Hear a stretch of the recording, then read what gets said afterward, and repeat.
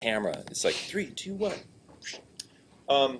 Okay, so what I would like you guys to do is start up Dreamweaver if you haven't already. Log into your computers and import your sites, and then open up. Now, last week, did we make a folder called Project 2?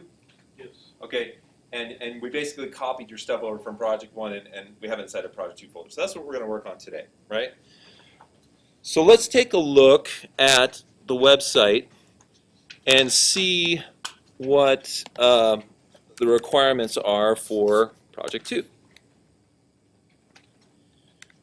Okay, so we'll go to dar256,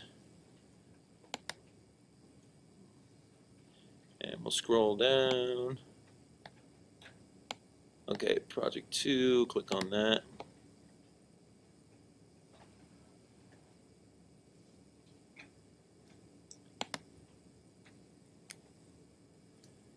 Okay.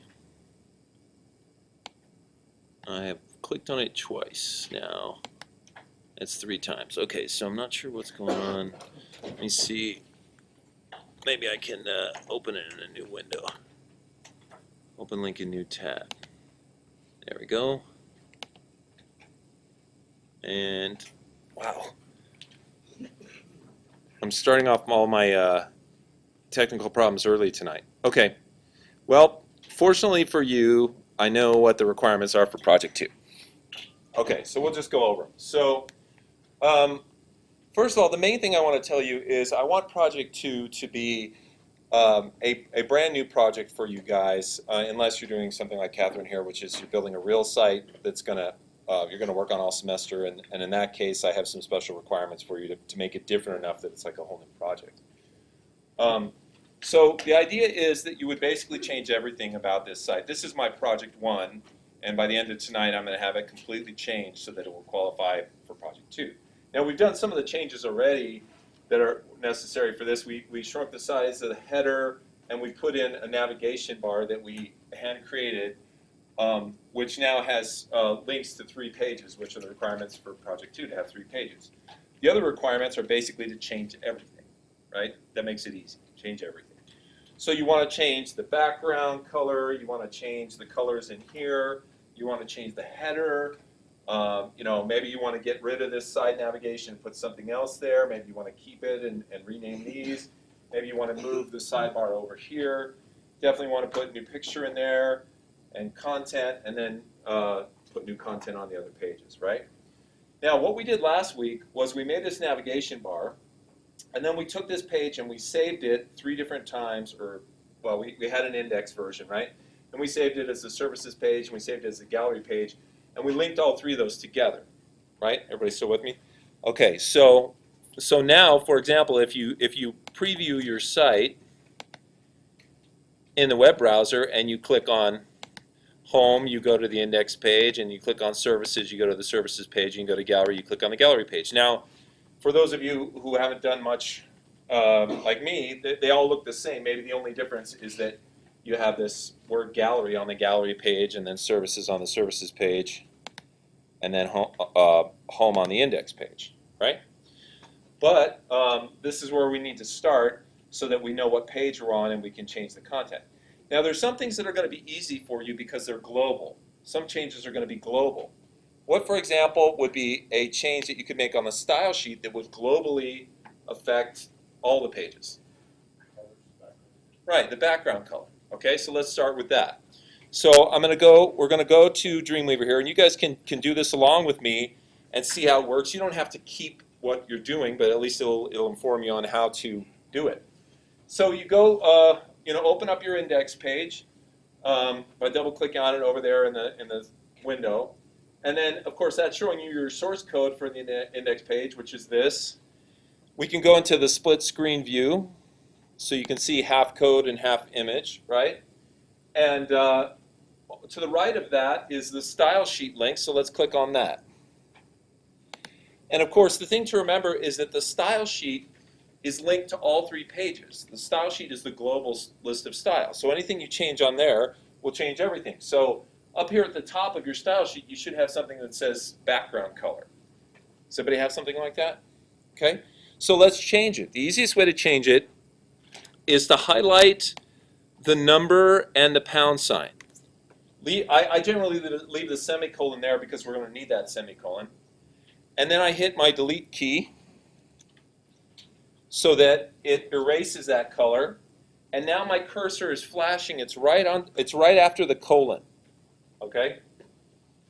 Now remember that this whole section right here is called a style. It's also called a rule. Okay? And a selector is the third name for it. It has three names, right? So this is the name of it. Whatever is between the curly brackets are the attributes, you know?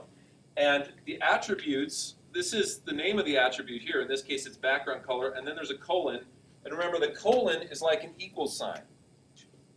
Okay, so we have, does anybody want to venture a guess what that is? I don't even want to know. It looks like some sort of amoeba or something, doesn't it? I don't know. We're just going to say amoeba. I'm just going to leave that because why not? Okay, so in this case, we have attribute. And an attribute is like an attribute for me would be that I'm tall or that I have brown hair or something like that. Attribute equals, and then over here we have value. And so the colon is an equal sign, right? And then we end with a semicolon. That's just how we end our style attributes there. So we're going to say background color equals, which is colon. And then whenever your cursor is it's immediately after the colon inside of your style sheet and you hit the space bar, it brings up the code hints. Okay, and that's a good thing to know because it makes it a lot easier on you. So of course we're going to double click on this word color here. And that's going to bring up the palette of what are called, what's the name of these colors here? Does anybody know?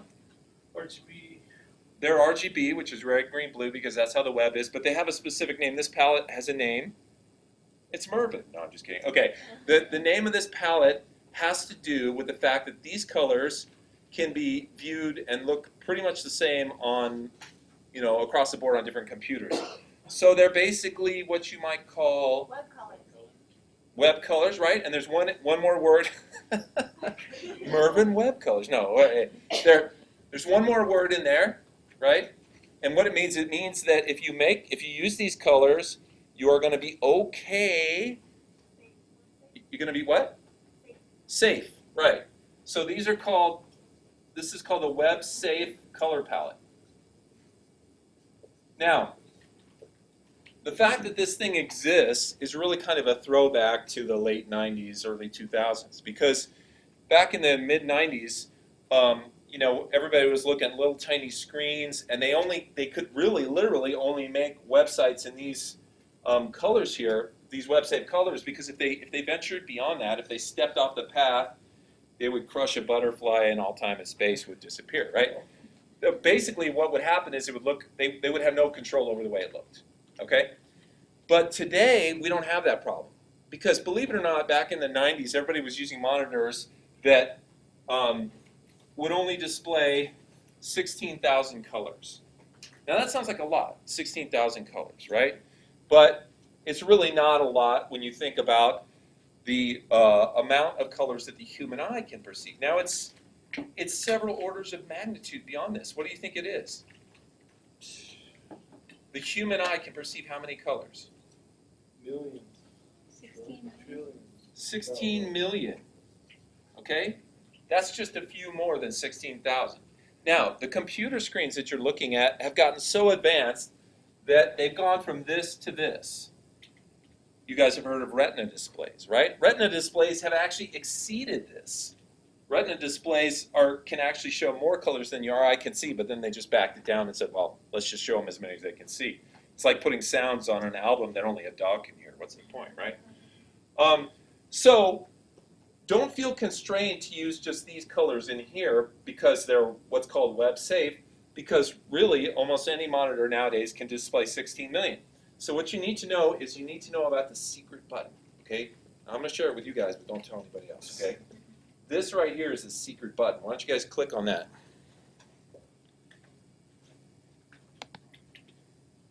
Okay.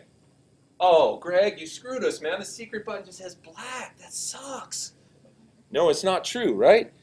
what if we take this little slider down here at the bottom right and you move it up all the way up to the top? Okay? Now you have a color wheel here. It's sort of similar to Photoshop's color picker, right? Now if you go ahead and you take your mouse and you go ahead and you go over the color wheel here and you click somewhere, what's going to happen is up at the top you're going to see the shade of, or the hue of the color, right? And over here you're going to be able to control the shade of the color, right? And so in other words, I picked a blue, and when this little slider here is up at the top, it's a light blue, and when I drag it down, the blue gets darker and darker as more black gets added in, right? Do you have a question? Can you search for a color number? Can you search for a color in here? You mean like something like a Pantone color or something? No, I mean like you know the number. It's like 1, 2, 5, and 3 or something. You can't search in, well, actually, that has a search thing on it. That's kind of right. Oh no, it's a magnifying glass. It's a magnifying glass to zoom in on things.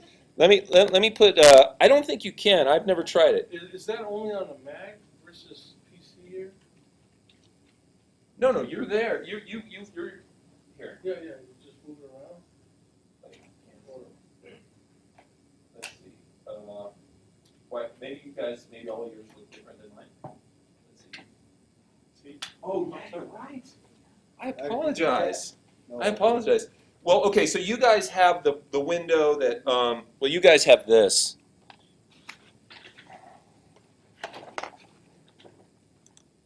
Okay, so if I go to my style sheet here and I go, okay, so all you guys have this, right? Right. Okay, so yeah, so in this case, you just move this, you click wherever you want, and that little crosshairs decides the color. And then down here, you move this guy up, this slider here, and that is the hue. So over here, it's a green, and now it's a middle. If you put it in the middle, you can sort of see the shade, and then you can make it lighter or darker. Now, go ahead and pick a shade, any color. And then what you have to do is you have to go down to the bottom and click this Add to Custom Colors button. Okay? So click that, and what you'll see is that the color that was here, that was the color you mixed, now gets added over here. Okay? Now what you can do is you can add multiple colors from this palette, and they'll all stack up over here. And when you're all done, you hit OK, and all of those will be added to the little palette we saw before. Okay? So, and I'm coming back to your question, Molly, about if you can search for colors. You're like, question? I didn't ask a question. Okay, now, so let's just test this out. So now you've got one color there. Go ahead and click OK. And notice what it does is it drops that color in as the color that you chose for your background, right? And now if I go and I look at my design, you can see that I have that green color as my background, right? Now I switched computers, which is why this design looks different than the little pig design. We'll go back to the pig in a second. But so now let's go back to Molly's question about searching for colors and sort of trying to match your colors up maybe with something that you did in Photoshop. Okay, so I'm in Photoshop. I'm just going to go out to the web, and I'll just say, what do I want to say? I'll say monkey. I say monkey. All right. Ooh, that's a scary monkey. All right. What's a cute monkey? Oh, not this one. Okay, here's a cute monkey. Click here for full resolution. No, I want this. Oh man, that is a cute monkey. All right. All right, but I can't little. Oh my God. It's a trap. Okay, maybe I'll get the little. Image? I did view image. That's what gave me that. Okay, so I got a little monkey. He's gonna be small, but that's okay. Yay, monkey. Okay. All right. So let's say that what we were trying to do now. This could be an image, or it could be a whole layout that you did in Photoshop or Illustrator or something like that, right? Let's say that we're gonna put this monkey on our web page, and so we're like, hey, wouldn't it be cool if we sampled some colors from this monkey and used them on the website, right? So you can click in Photoshop, you can click on your eyedropper tool, you can do something like click on the monkey's cute little pink nose there, right? Now what happens is that color gets created right here as the foreground color, this little color chip in Photoshop. You can click on that, and you see now you have a color picker, which is, Dreamweaver is basically trying to emulate this with their color picker. Now, there's a couple things you can do to get this color over to your website. Does anybody know one? Right, you could write down this number right here, this is called what? Very good. It's called a hexadecimal code, right? Hexadecimal means that there's 6 of something, right? In this case, there's a combination of 6 letters and numbers that tell the computers to generate that color right there. Now, the easiest thing to do, you could write it down, but you could actually just highlight it, right-click, and copy it, okay? Then you can go over to Dreamweaver, go into your style sheet, and paste it in. The one thing that Photoshop doesn't do is it doesn't bring the pound sign over. See how the pound sign is there and the numbers are here? So when you paste it into Dreamweaver, you have to paste it after the pound sign because it needs that pound sign to know that it's a color. So now we go to the design view and you can see that sort of pale pink, what is that, a lavender? What would you guys call that? Pink nose. Yeah, pink nose. I don't know, I don't know, like, I call orange, I don't call it pumpkin. Okay, so anyway, okay, so we got the cute pink nose, right? Now, who can tell me another way that we could get the color over? I mean, another in this window. Right, you could use the RGB, right? Because if you notice, like, okay, let's just pretend we know these numbers here. 229, 182, 198. Okay, you guys remember 229? Okay, so we'll come back, we'll cheat. But anyway, when you go into here, and let's say now we want to get rid of this color, so we highlight the whole color, we delete it. We have our cursor right after the colon, and we hit the space bar, and then we double click on color, and now we click on the secret button, right? And look, there's our RGB right here. So if we go get those numbers, 229, 182, and 190, don't anybody speak. 229, 182, oh, it's gone. 90? Was it 90? 190. Damn it! Okay. And look, see, there's the color, right? So you say add the custom colors and OK, and once again, we got the pink, right? So there's several ways to do it, the easiest of which is, this bad boy right here, right? Now notice that in Photoshop, you can click, there's a little button here you can click, only web colors, and what that does is it divides the 16 million colors up into 256 colors, which is exactly the amount of colors that you have on the WebSafe color palette. Okay, so if we go back here, it's a hangover from the old days. There's 216 colors right here in the WebSafe color palette, and if you go into Photoshop and you click only web colors, as you go through the spectrum here, it's going to divide the 16 million up into 256. Now, there might be a time when you actually do need to use the WebSafe palette, and that would be if you're creating something for a device that only could display like a really basic game or phone or something like that, like a dumb phone that could only display 256 colors. Or maybe you're designing a website that's global, it's international, and you actually have to design for other countries that are like 20 years behind us technologically, right? Because I don't know if you guys realize this, but all those little tiny monitors that we used 20 years ago, they're all in other countries now, the ones that aren't in dumps, right? They got shipped off and sold, and now there are countries that have little tiny monitors that can only display 16,000 colors, or accurately 256 colors. And so if you're designing, if somebody says, hey, I just started a global initiative, a nonprofit that's going to raise funds so we can plant seeds in other countries, and it's all third world countries all over the world. I need you to make a website for me. You're probably going to make the website about this wide, and you're probably going to use the WebSafe palette so that it looks good across the globe and so that everybody can see it, right? Now, other options that you have are you could make it responsive. You guys all remember what responsive is, where the size changes based. So in other words, it would be about the size of an iPad for us, but some of them would see it on their tablets. But then if you're in what they call the first world countries and you look at that, it could get big, right? Okay, so So that's a little something about color. So we know that we have lots of options with color, and we also know that we can use color in several ways. We can use it as the background. We can take our divs and we can color them individually, right? If we wanted to color like this big pink div in the center, that's probably called the main area, right? And so right now, once again, there's the background color, and we just pick something different. Let's see, it looks like there's more than one main here, so I may have to change a couple of them, find the right one. Oh, no, it changed on me. Okay.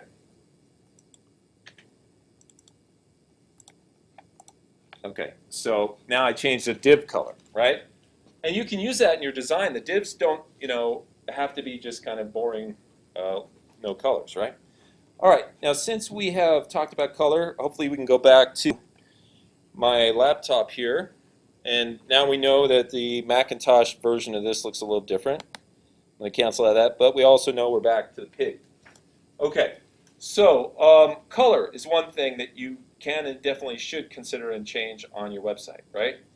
Now another thing that we should talk about is, what if you want to change the color? Let's see.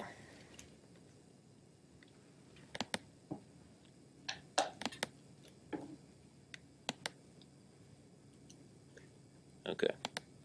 All right, what if you want to change the color of your navigation bar? Okay, so let's go ahead and let's look on our style sheet. And remember that we're still talking about global changes. The changes you make on the style sheet, unless you specify that they're going to be for just one page, will be global, right? So for example, we have something called, let's see, where is it? Because it's black. I'm looking for black. I don't think I put it on mine. Oh, here it is. You guys have something called menu? Pound sign menu? Yeah, and the background color is 000, which is black, right? So take that out. Remember to keep your semicolon and delete it and get it so it's right after the colon. Hit your space bar. Double click on color. Choose any color that you want. I'm going to go ahead and choose a green color. And now we've been able to change our space, our navigation bar, so that has a different color.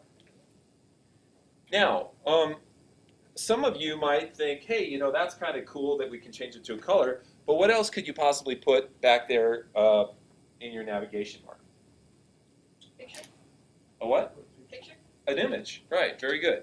So you could put a picture as the background for this div right here, which is your menu div, all right?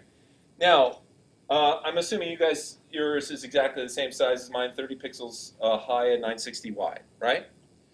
Okay, let's do this. Let's have you guys open up Photoshop.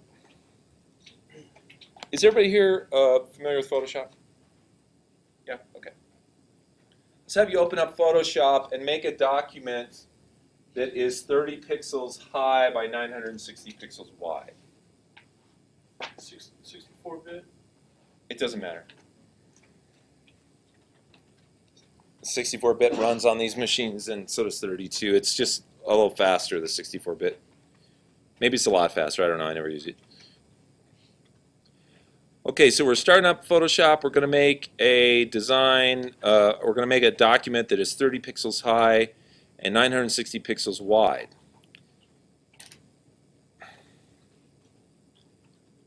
Okay? What is it, the number? What's that? 30 pixels high and 60 pixels wide. Okay, so I go File. Sorry, I'm just a lot slower than you guys. My computer's just slow today. Okay, so new. So we say width 960, height 330. What's the resolution going to be? 72, right, Megan? And what's the color mode going to be? RGB, right? Because that's for the web. Now for the name of it, right up here at the top, name. It's okay if you made yours and you didn't name it already, but let's just call it menu-background. If you haven't saved yours already, if you're past the screen, don't worry. When you save it, you can call it menu-background. And let's hit OK. And then we've got our little thing here. Sorry, I have to zoom out a little bit because mine's My screen was wider. Okay. So, so what you want to do now, yeah, I have the world's widest screen on this little computer. Okay. Okay. As soon as my computer catches up with the world. Okay, here we are. So 30 by 960, right? Now let's fill that with something interesting. So let's click on the left-hand side on our toolbar. Let's click on the gradient tool, which is in the center of the toolbar. Looks like a box with a little gradient in it. And then let's go up here to the top and let's click on this black to white gradient button that's just right up here at the top left. And now we're going to get the gradient editor, and let's just click on any gradient that you want. Just pick one and click on it, and then click OK. All right, so now you've changed your gradient. I changed mine to the red to green. Now take your mouse, which is now a crosshair, click at the left-hand side of your document, hold your mouse down, and drag it over to the far right-hand side. And it should fill your screen with a gradient. Anybody's having an issue with that, just raise your hand. Okay, good. So now we have a gradient that we can use, a gradiated image that we can use as the background for our menu. So let's click on the File drop down to the top left, and let's go down to Save for Web. Now everybody uses Photoshop for processing images, but when you're going to do something for your website, you use Save for Web instead of Save, right? So let's click on Save for Web. Now, when you do Save for Web, this interface pops up, and this is the interface which allows you to choose what kind of image you're going to make for the internet, right? Now, there's basically three kinds of images that get used on the internet. What are they? JPEGs. JPEGs are one. GIF. GIF is a second one, or GIF, pronounced both ways. And the third one I heard, Well, I said PNG. yeah, PNG, ping. Okay? So, three formats for the web, three image formats, JPEG, GIF, and PNG, which is ping. Now, each one of these has their strengths and weaknesses, and there's rules. Of course, you can break them, right? But the rules of thumb are JPEGs are used for what? Photos. Photos. GIFs are used for what? Motion. Illustrations. So like something you create in Illustrator, okay? And pings are, you use pings when you want to create something special with the image, which is what? Transparency. Okay, pings do great transparency. Pings have also sort of eclipsed JPEGs as the format of choice for images. Okay, so the first thing we're going to do is we're going to choose what format we're going to save our image in, and you go up to the top left, or top right, I'm sorry, and it says JPEG, and you click on that drop-down menu, and you can see that it will save in all these different formats. GIF, JPEG, two different formats for ping, and something called WBMP, which is a Windows bitmap format. I'm sure that has a use. I have no idea what it is. With the pings, if you're going to do transparency, you need to choose ping 24. We don't have transparency as an issue right now, so we're not going to do it. So let's leave ours on JPEG and just be aware that there's those different choices that we have in there. Now, when it comes to quality, what is yours defaulting at, like 60? Yeah? Yeah. Okay, so you can click on that drop-down thing right there, and you should get a little slider, and you can move that slider to the left or the right to increase or decrease your quality. Are you guys getting that little slider? Okay. Now, the thing about what's happening, the way to remember this screen right here is that this is the interface that's going to allow you to compress your image, okay? And when it comes to image compression, all images need to be compressed for the web, because if you kept them the same as they originally were, we'd never be able to download anything. They'd be too big and too slow, right? Now, the rule of thumb with image compression is the further to the left you slide this little slider, the smaller your image is going to be, right? But what's the trade-off? Quality, right? So let's say over here we have size, and over here we have quality. Okay, and let's say you're starting out in the middle. So let's scroll this down to 50, or just highlight it and type 50 in there if you have trouble getting exactly to 50, which of course I do. Okay. Yeah, I don't know if my settings are off, but I don't have that in at all. Okay.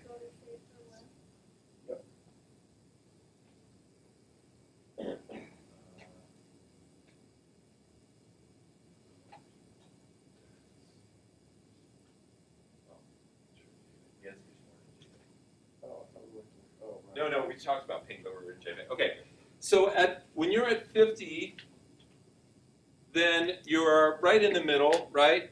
And take a look in the lower left corner and look at how big your image is right now. And right now mine is 597 bytes. That's really small. And it says how quick it'll download it at a 56.6 kilobyte per second download modem, right?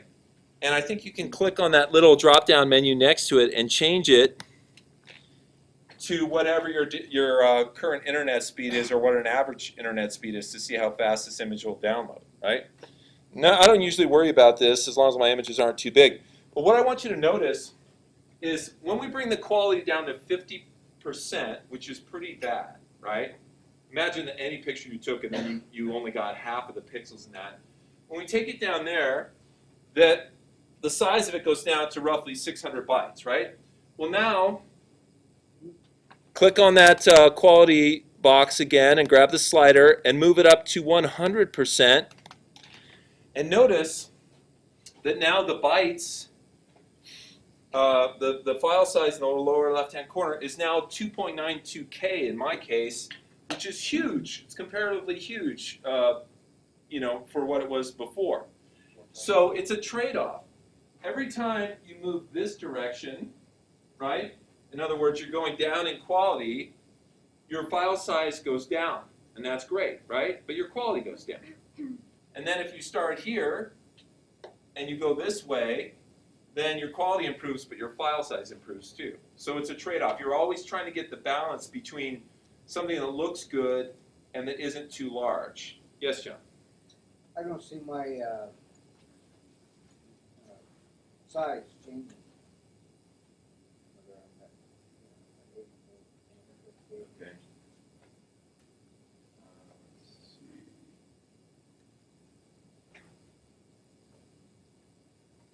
Okay, well, let's not worry about that. I think it might just be, it's one of the settings on your computer. Okay. Okay, so anyway, a rule of thumb here that gets used is to go to 85. So highlight your thing there. Photoshop, when it defaults, when it comes up, it starts you with a quality of 60, which they think is a nice balance between a good-looking image and a small file size. But I've noticed what's called JPEGiness, which is blurry pixels in there. So I generally moved mine up to 80, and I saw some web designers doing it at 85, and 5 pixels wasn't that big deal. So I'm going to recommend 85 as your default. So move that up to 85, and now let's go down to the lower right corner and click on the big blue Save button. And now what you have to do is you have to go and you have to navigate. In your case, you're going to be navigating on the computer here, and you're going to navigate to user files and then go into your folder. And you're going to go into your Project 2 folder. And if you have an images folder in there, then save that in your images folder as menu-background.jpg. Okay? If you don't have an images folder in there, then you can just save it in the Project 2 folder. Okay, so I'm gonna find mine here. Mine's in My Sites and Project 2, and I do have a folder called Images, so I'm gonna go in there and I'm gonna save it as menu-background. Now after you're done with that, click on Dreamweaver and go back to Dreamweaver. Okay, so what we're gonna do is, right now I have a background color in for my menu here, but I'm going to replace that with a background image. Okay, so what we need to do is go back to Dreamweaver. We need to find that menu style, and we need to click our mouse at the end of the first line, which is the background color line, so the cursor's flashing there. Okay, then we need to hit our return button. And when we hit return, just like when we were doing the color, I had you click right after the colon here. If you go to the end of any line inside of the attributes, after the semicolon, you hit return, you'll always get the list of code hints. Okay? So now let's click the letter B, which will take us down to the things that start with B. And then what are we going to click on here? Background image. Background image. Double click on background image. Now, it puts in the text background image, which we know is an attribute. And now it wants us to find the value, which is, of course, the location of the image. So double click on the little chain link that says browse next to it. And then you're going to have to navigate through your computer once again to find that image that you just stored inside your Project 2 folder. So you can navigate down through computer and user files, Project 2, and then inside an images folder, or maybe just put it inside the Project 2 folder. So then click on menu background and hit open. And what you will get, I'm going to go ahead and go to my code view here so you can see the whole thing. You guys could do the same thing if you like. And you're going to get, it's going to say background image, and then it's going to say URL, which we know to mean Universal Resource Locator. That simply means, hey, I'm going to tell you where this is. And then in my case, it has parentheses, and it says it's in the images folder, and it's called menu background.jpg. Now yours might not be inside an images folder, in which case it wouldn't say images / it would just say menu background.jpg. Now we got a flashing cursor at the end there. What do we have to put in? Semicolon. Very good. Now, because we made our image exactly the same size as the menu, we don't have to worry about it repeating. Because background images repeat by default. But just so you guys will know how this works, we're going to tell it specifically not to repeat. So now hit your return button. Then hit the letter B when your code hints come up. And double click on the words background repeat. So you'll get that attribute. And then double click on no repeat and put in a semicolon. Now the reason that's there is because if we made a small image like a little square and we wanted it to tile, we could tell it to repeat, or we could tell it to repeat horizontally or vertically. We could position it on the page. In this case, we've got one that's exactly the size of the menu, and so we want it to just sit there. So we're going to tell it not to repeat. Okay, so now let's go back to our design view, and we should see our image back there as the background for our menu. Yeah. That little piece is because I didn't make it long enough? Correct. Okay. Okay. Did that work for most of you guys? Okay. Now I know you'd like to stay, perhaps infinitely, and talk about images for backgrounds and menus, but unfortunately I'm going to give you a break. Right. Okay. So on your current web page, you have what are called internal links, and what those are the links that take you between your pages, right? So for example, if I go into the live view here, well, let me go out of the live view. My page is a little messed up when we preview it. It takes away the background image, but I'll show it to you anyway. So if I click on this and I preview it in Firefox, okay, see it's getting rid of the background image because I didn't shrink my header enough, so it's squishing that out. But anyway, when you're looking at your web page, if you click on any of these links that go in between the different pages, there's services and gallery and home. These are what are referred to as internal links because they exist inside of the same folder, which is your website folder, right? And when you look at those in Dreamweaver, you can see, like, if we go back to the source code here and we look at the link which surrounds the word home, which is our index page, you can see that the link to that is just the name of the page, which is index.html. That's what an internal link is. It just simply has the name of the location in your folder, right? That's why if I had a page in here called yahoo.com, it would go right to that page because it would say, oh, you're looking for something right inside your folder. You're looking for an internal link, and it would find it, right?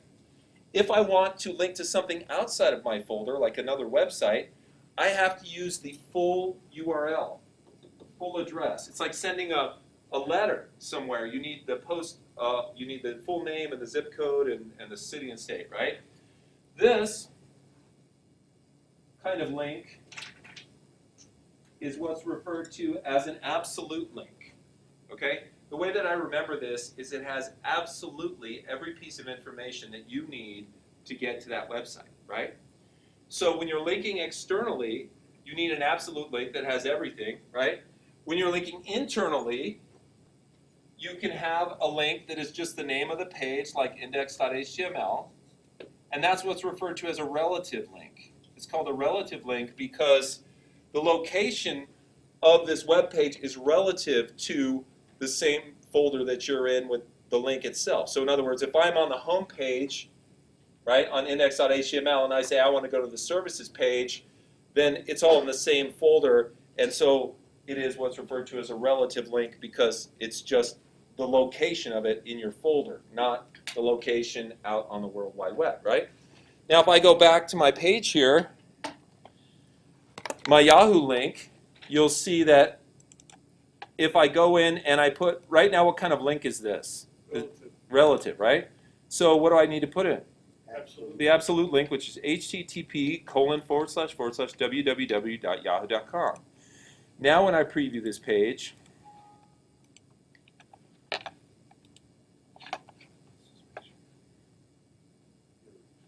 I have to refresh. Okay, now it takes me to Yahoo, right? Now that's important because you guys are definitely going to make external and internal links, and you need to know the difference between those, okay? Now, just to go one step further with the whole talking about URLs and domain names and IP addresses, right? When you build a website for yourself, you're almost certainly going to get a domain name. And of course, the biggest place on the planet to get domain names is GoDaddy, right? And they say right here, enter a domain name, and what they really should say is enter a domain name that you think is available, but really isn't because they all got bought 5 years ago, okay? So, like if you try to enter any domain name, like let's say my name was, oh, hey, my name's Mike Smith. I'll look for Mike Smith domain. Oh, Mike Smith is already taken. Of course, you could try Mike Smith XXX. Well, let's not go there, shall we? Okay. So, it's actually very tricky to buy a domain name these days with anything that is sort of an English or standard word. That's actually part of the reason why I think that Flickr is spelled like that is because, 10 years ago or however long, 15, when they went to go buy the domain name, Flickr.com was probably taken, right?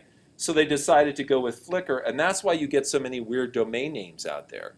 Like GoDaddy, that's a weird name, but it makes sense because it's a weird combination of words that nobody would ever think of, right? So when you're making a website, when you're trying to buy a domain name, it makes sense to try and combine words that are not usually combined or to come up with something brand new. Like, there's a website called Aereo. I think it's like that. And that's just kind of an unusual word that you wouldn't see just like that. Once I was helping a friend build a website for a boutique in Tucson, and she wanted to think of a word that had sort of a Spanish flavor to it that she could name her boutique, right? And we sat there in front of GoDaddy and for hours and tried, Mesquite.com, right, and Mesquite Boutique and blah, blah, blah, and they were all taken, right? So finally, we typed in Milagro Boutique.com, and it was available, right? And of course, Milagros are the little charms of different saints and feet and guitars and stuff like that. Now, what's interesting is, so we bought Milagro Boutique, we also bought milagrostore.com, and we put up her website, and then she had it up for about a year, and then we took it down, we let the domain name expire, and sure enough, somebody else took it, right? That's how, they just and you can go out there and there's a Milagro Boutique in Pennsylvania, It's insane. So, I- Try to make money on it too. Here it is, right? And the other thing that happens is companies buy up English words, and then they won't give them to you if you want them. They might sell them to you for a very high price, right? But then they put advertising on them. Like for example, I have a digital magazine that I work on called musicartwriting.com, and the shorthand for that is MA, right? So I was like, hey, wouldn't it be cool to get ma.com? Well, we go look at ma.com, and a company has bought this and put advertising on it, right? Every time somebody clicks on one of these links, the guys who own this get paid just a few cents, right? So whenever you see a page that looks like this, it's just a grouping of links, it's probably one of these website domain squatters who bought a bunch of names and they're just making money off it. And more often than not, they try to buy the ones that expire, because they know. Right. They buy the ones that expire because they know they can sell them back to you. Or they have traffic that will come there later. Yeah, exactly. Yes. How much they cost and how long do they last? That's a great question. So the average domain name runs anywhere from $10 to $15 or whatever, and different endings cost more. Like for example, .tv, I think costs like $29 or something like that. $39. Okay. Hey, it's available in milagroboutique.tv, right? And so, different .org, which is nonprofits, .edu for educational facilities. Some of them are reserved .gov for gov. They're reserved for special things, right? Now, what's interesting is sometimes you'll find a domain that's available for a price that's way beyond the normal price. I'm trying to think of one. Let's see. I'll see if I can find one real quick. If not, we'll just give up. There you go. Let's see. 3,000 bucks? Where was it? Was it there? Yeah, Where does it say it? 3,000. Oh, no. Oh, right here. Thank you. That's exactly what I'm looking for. Okay. So what they have is they have these things called premium domain names, right? And what they've done is, see, you can be sure that all of these companies like GoDaddy are called domain name registrars, right? And registrar has kind of a creepy connotation to me. Does it have a creepy connotation to anybody else? Maybe if you grew up like 100 years ago like I did. But like when I was in elementary school, if you had to go to the registrar's office, you were in trouble, right? So I didn't want to go there. So, these are all domain name registrars, which just means they register your domain names, right? But what they do is they do their research and they have data on everything that gets searched for, right? So if they know that crazies.org is getting searched for a lot, then they might put a big sticker or price on it because they'll probably get it, right? I don't know if I told you guys this story. I tell my classes every year, but did I tell you that what happened with my original domain name, dreamco.com? Did I tell you guys that story? Okay. And this, what's sad is, you guys can choose to believe me or not. I have no proof of this, right? But you take my word for it. So it was 1996. God, doesn't that seem... I know some of you weren't born. Okay, anyway. It was 1996. I was just starting up doing websites, and I'm like, I need a domain name for my company, right? And of course, the web was just coming online to the mainstream, and so, domain names were the extravagant price of $60, God, I wish I could go back in time and buy like clothes.com and shoes.com. People were doing that then, and they're all millionaires. They were what's called domain name squatters, right? They would buy things. Somebody bought NewYorkTimes.com, and they still have it because the New York Times refused to pay the $1 million that they wanted, so the New York Times is located at NYTimes.com because they're like, screw you, squatter, we're not going to pay you $1 million. But other companies did, right? Other companies paid $1 million for shoes.com, right? Well, so I was there, and I was like, well, let's see. I want, my dream is to have this company that does multimedia stuff. So how about I put the word dream in there? And I go, okay, let me think of all the things I could. This is going to be my dream company. Okay, right. So I could have Dream Company, or I could shorten it to Dreamco. Okay, let me look up in the thesaurus and see what other options are possible, right?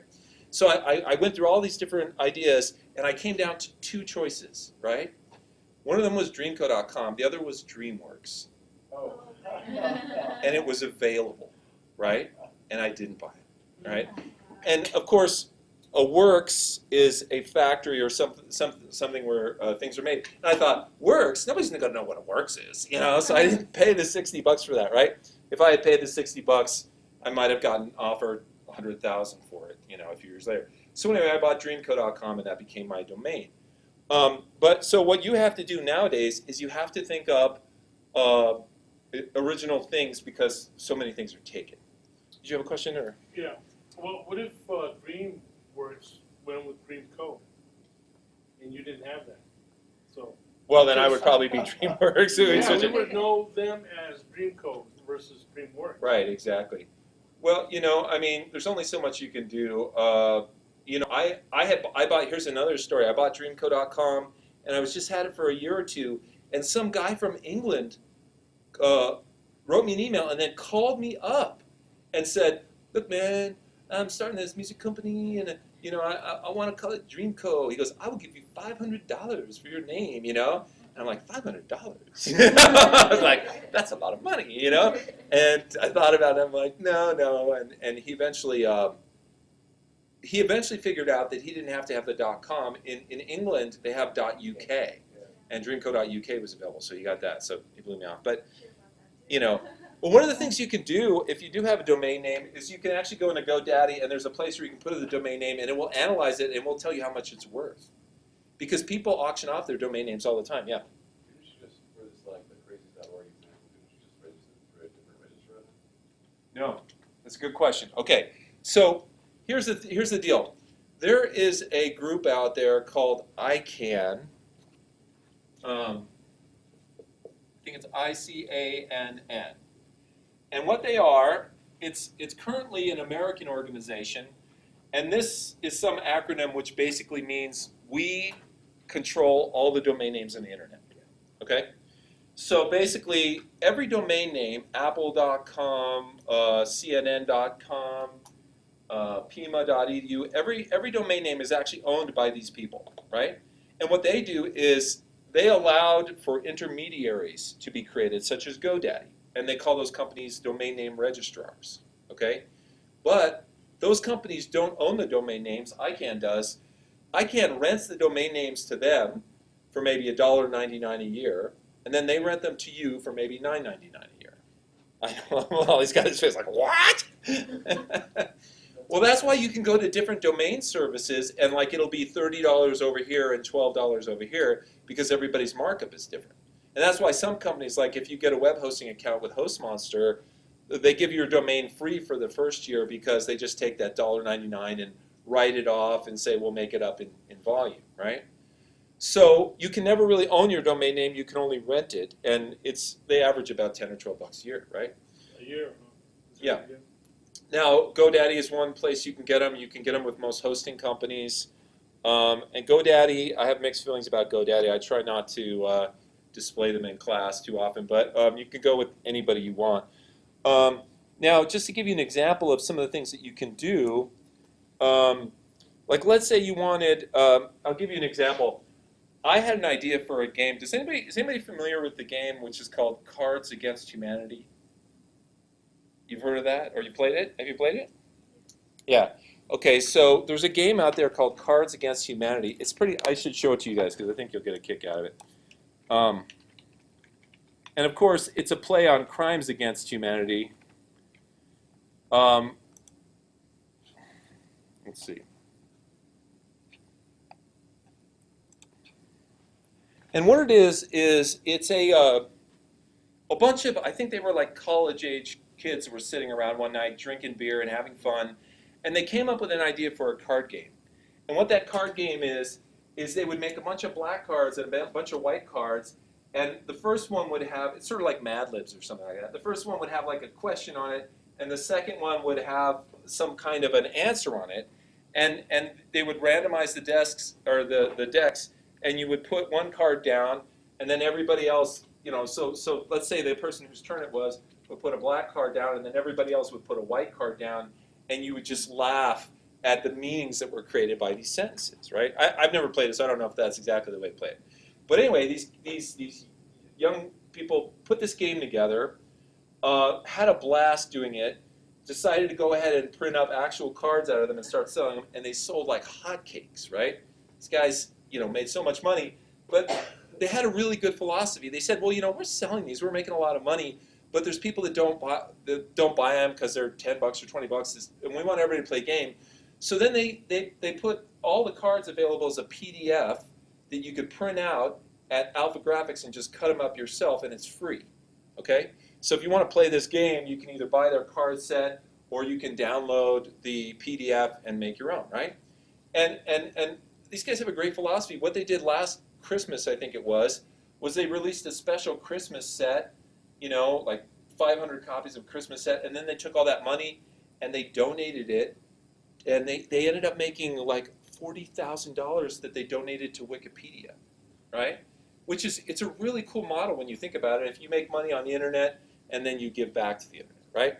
So anyway, I found out about this Cards Against Humanity. I'm like, oh my God, they made a card game and it's so much fun. I want to make a card game, right? But I need a really cool name for it. And so the first thing I did whenever I'm trying to come up with a website is I went to GoDaddy and I literally just sat there typing names in here to see what's available, because it's very important that your domain name be available for whatever product you're trying to create, right? And so I came up with a bunch, and I finally got this one, crashies.com, which it's already taken because I own it, right? And so my idea was I came up with this card game, and what it is it's sets of cards, and they all have very famous pop cultural references on it. Like here's Madonna on this card, and over here there's like the Pittsburgh Steelers or something like that, right? And what happens is you crash these two cards together, and then you have to form a team. You sort of merge the two together. It's like a collage, and now you have Madonna as the quarterback of the Pittsburgh Steelers, and then she has to, over here somebody's taking Godzilla and putting him with the Albertsons food chain, and you have to go Godzilla and Albertsons versus Madonna, right? So I came up with the idea of crashing, like the crash of cultures, crashing these things together. And so I thought, oh, Crashies, that works. So I actually built my card game backwards from the domain name that was available, right? So you guys might consider something like that too. Find a domain name that's available, and you can adapt your service or product to it, right? Or just make up a word. There's so many made-up words out there these days. Half the services you guys use, like Facebook, Twitter, Twitter's a real word, but they're just kind of made up. Okay, anyway, that's a pretty far detour from what we were talking about. Okay, so let's go back to what we're talking about here. Does anybody have any questions about domain names or any of that stuff? Okay. Remind me, in a future class, I'll show you how to get a domain name and point it to your website. Okay, so going back to the website itself here, and the fact that we were able to take a image and use it as a background for the entire div, which is holding the menu, right? So in other words, in our style sheet here, when we go look at the menu style, and I'll open this up to just code, now we have this code right here which says go ahead and bring in that whole background image for the entire menu itself. Now, what if you wanted to bring in an image as the background for just one of your buttons, right? In other words, you've got maybe 3 links up there. I have home, services, and gallery. What if you wanted to bring an image in to be the background just for a single button, right? You could do exactly the same thing. You can make another image, right?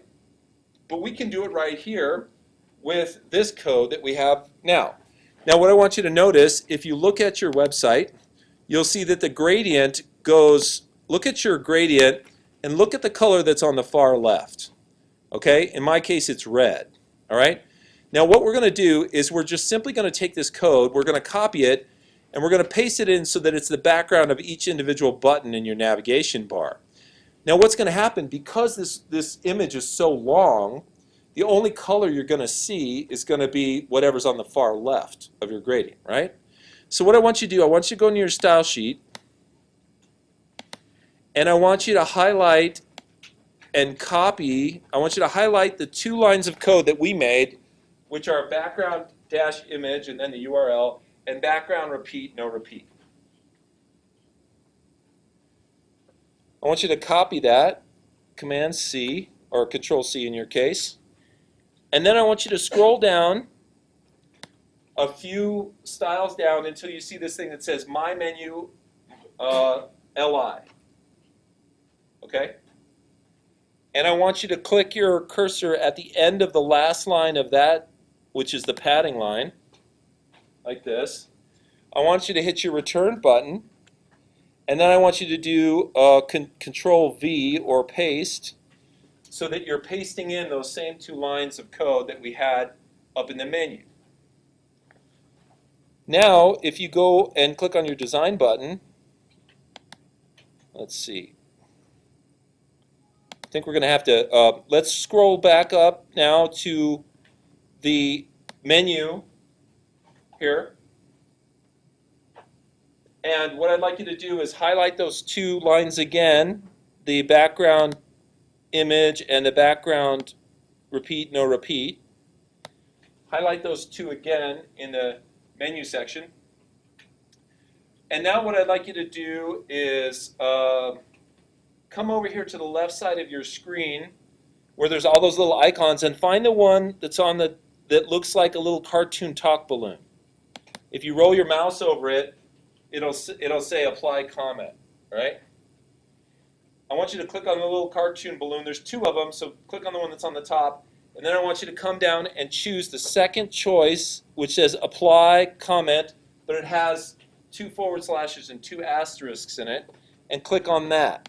Now, if you do it properly, which I did not, you will, you can click off of the highlighted area, and everything that you highlighted should be gray. Does that happen for everybody?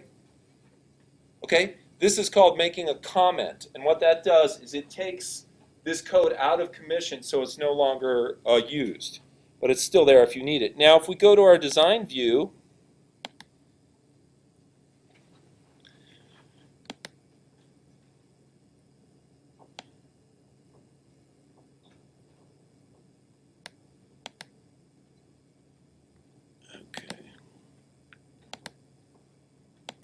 my site's kind of weird, so I don't know if if what's happening on mine is happening on yours. Okay, yeah, it is working for you. Okay, what you should be seeing, let me double check my code to make sure mine works. Okay, let's see. Code. Oh, mine was working there for a second. Oh, there it is. Okay. What you should see now is that each of your buttons should have a block of color behind it, and that block of color will simply be the block of color that was on the left-hand side of your gradient. Is that working for some and not for others? Who's this not working for? Okay, couple people.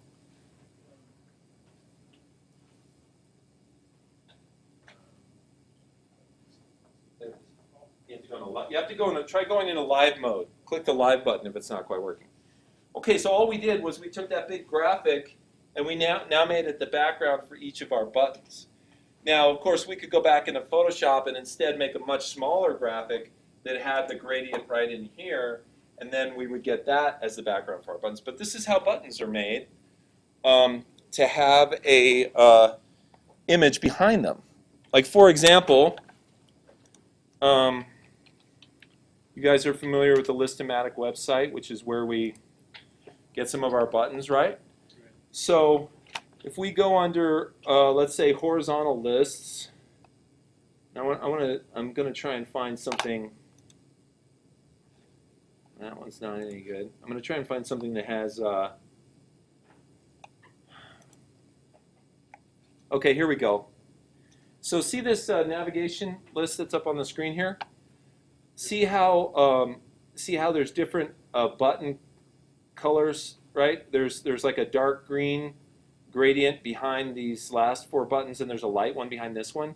And as you roll over, it switches them out.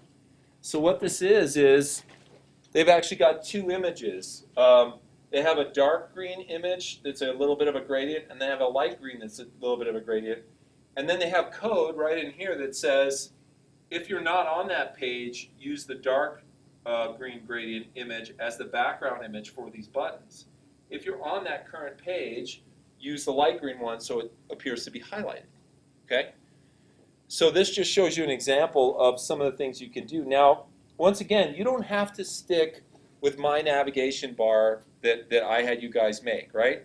You are fully empowered to go to List-O-Matic, find the world's coolest navigation bar, and drop it in to your website, right? And I encourage you to experiment and to try things like that. And learning what we're learning today will help you understand what's going on and help you make adjustments to it. Okay? Now, of course, your websites are due next week, so I want to put a question out there to you guys, which is, what do you guys want to learn about? What would you like to know? I mean, there's more things I can show you, but is there anything in particular you would like to know for building your projects? Yes, Gustavo. Say for example, here we have to do gallery. What if you want to really do a gallery and have images? Okay, that's a good question. Now, galleries can be a little on the difficult side, okay?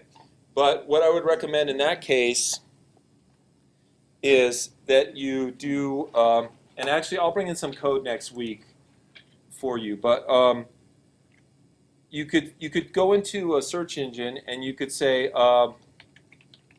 website gallery, or let's see, free website gallery, and you'll get really more choices than you could possibly imagine. Now, the reason that this is tough is because it has code that you have to download and put in exactly right, or it doesn't work, right? Now here's one called Simple Viewer, all right? So, I mean, all I did was I went to, free website gallery, and I clicked on one. Now, Simple Viewer is one that I've actually used before. So I'm going to try and download this and see how quick it is to put into our website. So if I click on download and I hit OK, it's going to download a zipped folder, right? I can click on it and do extract all files, and I'm going to extract them to, let's see, I have no idea where the heck. I'm going to extract them to my desktop because I really have no idea where my website is right now on this computer. Okay, so now if I go to my my desktop, I've got 3 folders here.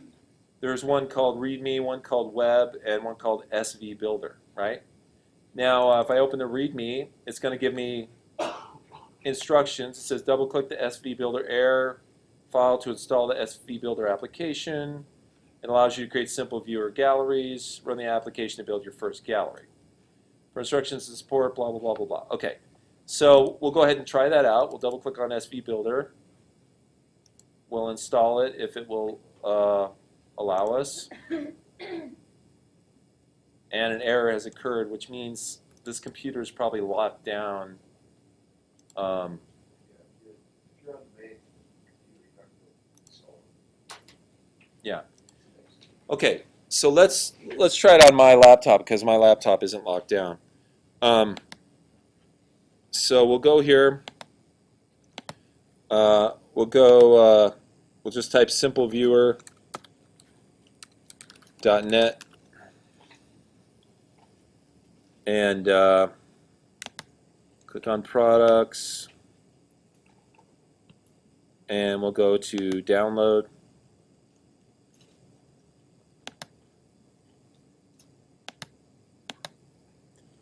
And we'll go ahead and download this product.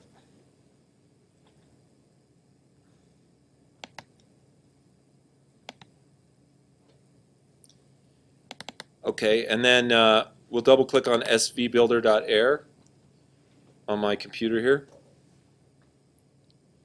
Now hopefully this will be an easy one to use and won't take too long.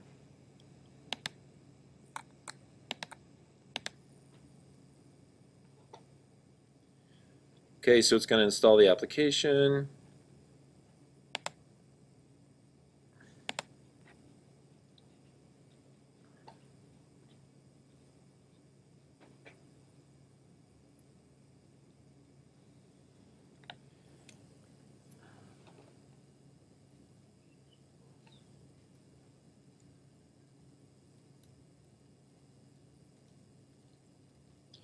Okay, so I'm going to click on create a new gallery. Okay, and it says where are your images? Are they local, which means they're on your computer, or are they in Flickr or something like that? Or you can drag images in here, or you can browse for them, right? So let's just browse. Here, let's just get some images that are on my computer here. So we'll get this one, heart.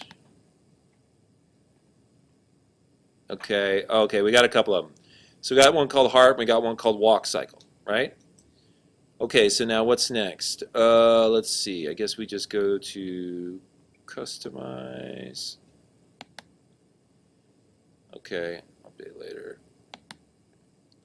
Okay, and then it, you know, how wide do we want our gallery? What do we want the background color to be? Do we want it to be a flash gallery? And so on and so forth. So you can change all these settings, right? And finally, we click publish. And now it's asking us where we want to save this gallery and where the index page will be, right? So what I'm going to do is I'm going to hit browse.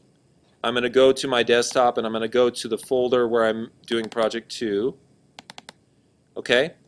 And I'm going to say that I want to save the gallery in here, and that the gallery, the name of my gallery, instead of index, I want it to be something like gallery. I'm going to call mine gallery2.html, and I'm going to hit save. Oops, didn't like. I guess I got to make a new folder in here. So I'll call this gallery. Create. Okay. Open. Save.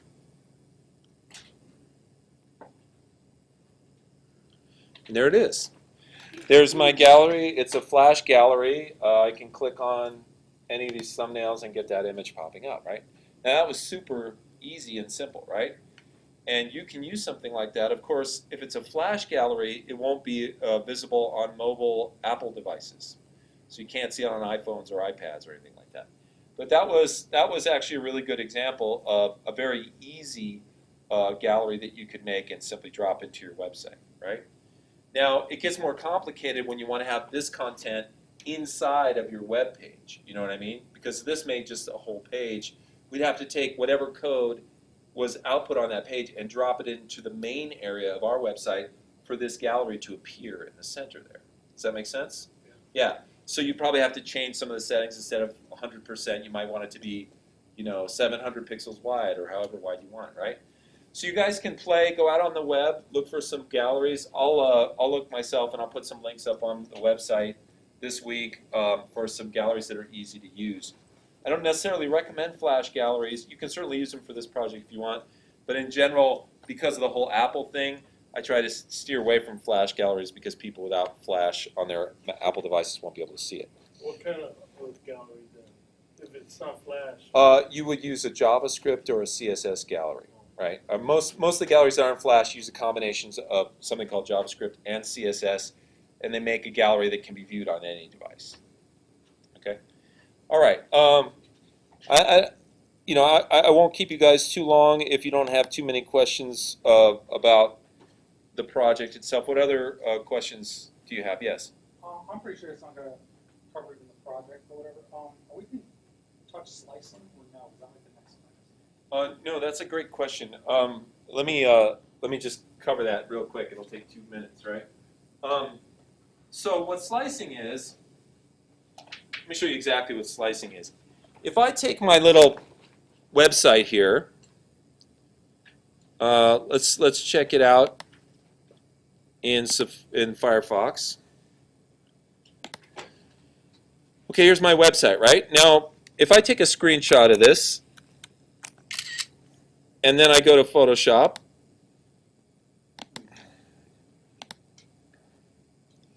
and I go down to my desktop, and I look at where all my screenshots are, and I open it up. Okay, it just took a picture of the website. Now, let's just pretend with me for a second that what's actually happening is I actually just spent, a copious amount of hours in Photoshop actually designing this website in Photoshop, okay?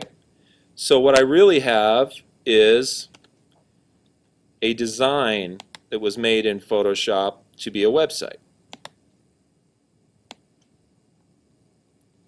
okay? And this is what it looks like. Okay, so let's say you built a design in Photoshop, and you're like, okay, great, I've got this design in Photoshop, but I want to turn this into a website, right? Well, Photoshop has the capability to do something called slicing. And what slicing is you basically literally slice up the sections of this website pretty much right along the divs into little pieces, like little puzzle pieces, and then you export it and you open it in a program like Dreamweaver, and lo and behold, each one of these slices is a new div holding the images that you made in Photoshop. Now, we can probably see the advantage of that, right? You guys are used to working in a visual medium.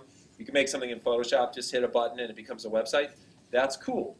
Now, with the knowledge that you guys have, right, you know that these will all be divs, and then each one of these slices will become a div, and then this image will become the background image of the div, right?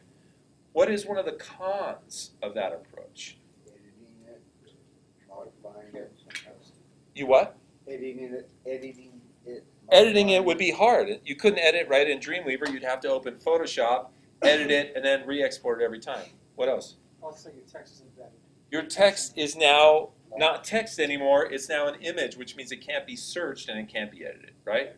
Or it can be changed. Right. Also, your website is much larger because everything is an image instead of text, which goes really quickly, right? It can't be searched. Yeah, it can't be searched. So there's Oh, you actually mean like a word processor search? no. I mean like Google search. So Yeah, show Google up. can search text, Right. and it can search an image if you give it what's called an alt tag, which is an alternate name, but it can't search the text on your image as Right. text, right? So you wouldn't show up in Google. Right. Well, you wouldn't show up as well as you would without it. Right. Now, it's been so long since I used the slice, I don't even know where the tool is anymore. It's under one of these guys. I thought it was under this one. Nope. Can't you do it in Dreamweaver though? Like, Oh, here it is. Here's the slice tool. So the way it works is you click in Photoshop, you click on the slice tool, which is located under the crop, and you basically drag out little boxes. and I'm this used to be pretty bad, this tool, and I used to be pretty bad at it. But let's see. Let me undo that last one I did. Okay. So basically, I made one slice, and that was named slice 1. This is named slice 2. And I'm just trying, and I probably won't get it perfect, but I'm literally just trying to make 4 sections here, a header, a main area, a sidebar, and a footer, okay? And then here's my 4th slice, and there you go. Okay, so can you guys see that there's a little 1, 2, 3, 4 there? So I slice this up into 4 sections. Now all I have to do is go File, Save for Web, and I just have to run my mouse over all this to say that I want all of it saved. And then I hit the Save button, and on this screen right here, it's going to give me a choice to either just save everything as an image, in other words, save those 4 slices as images, or to save them as what's called HTML in images. And in that case, what it's going to do is it's going to save the 4 images. It's going to save this sliced up picture as 4 images, and it's going to create an HTML page that will put those images together, right? So let's go ahead and save it, and we'll call it sliced.html, and we'll hit save. Okay, and there it is. Now we can go into Dreamweaver. I can refresh this. Looks like I saved it in the wrong folder. Okay. Let's go into my sites 1 and see if it's there. I have no idea where it is. Let's see. It's going to be, maybe it's inside the images folder? Yeah, there it is. Okay.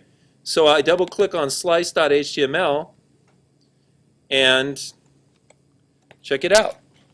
There's my web page, right? And if I preview it in the browser, it is a real web. It does look like a web page, right? However, notice I can't roll over these buttons and get them to light up, and I can't do anything with this text because all I'm dealing with are 4 big chunking images, right? That's one big image. That's another. That's another. That's another. Now, slicing could be a valuable for something like background images. And then you could take each of these background images and put them in as the background image of a div, and then inside the div put actual text. Okay? That's the case where slicing can be very valuable. To make an entire website from slices like this is not advisable. Okay? But you can use it, like for example, the pissed off panda, right? If you make graphics like you make a pissed off panda header and you have the theater background and stuff like that, take all the text off that, export it all, you could slice it up, export it all, and then use those images as background images and put your text that you want to be searchable and changeable on top of it, right? And then you could have a very functional website. Okay, other questions? All right, I'm going to cut you guys loose. Let me know if you have any questions this week. Of course, this is due next week, and next week we will turn them in and we'll look at them and we'll critique them in class.